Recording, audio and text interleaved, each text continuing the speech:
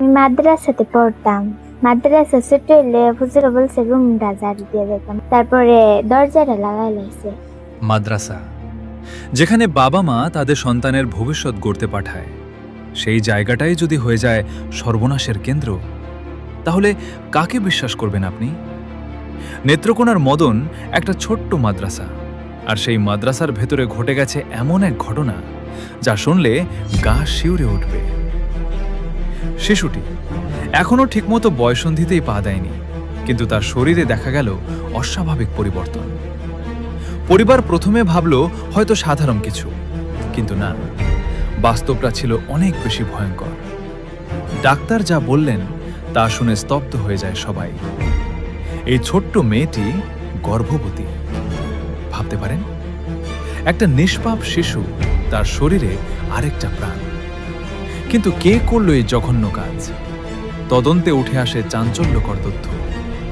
যাকে হুজুর বলে সম্মান করা হতো, যার হাতে তুলে দেওয়া হয়েছিল শিক্ষা আর বিশ্বাস, সেই মানুষটাই নাকি বারবার নির্যাতন করেছে শিশুটিকে।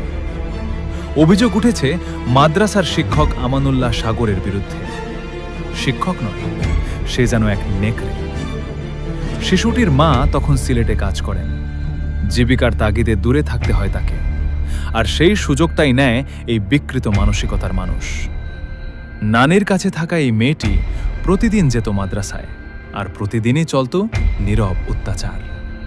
কিন্তু সে মুখ খুলতে পারেনি, কারণ তাকে দেওয়া হয়েছিল ভয়ঙ্কর হুমকি। কাউকে বললে মেরে ফেলা হবে।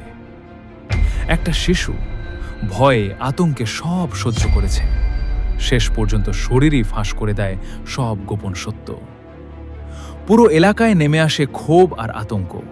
পরিবার মামলা করেছে, পুলিশ বলছে অভিযুক্তদের ধরতে অভিযান চলছে।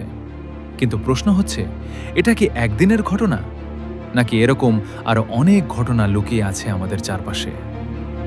আজ যদি আমরা চুপ থাকি, তাহলে আগামীকালের শিকার হতে পারে আপনার আমার সন্তান। এখনই সময় প্রতিবাদ করার, সচেতন হওয়ার, কারণ নীরবতা মানেই অপরাধের শক্তি বাড়ানো।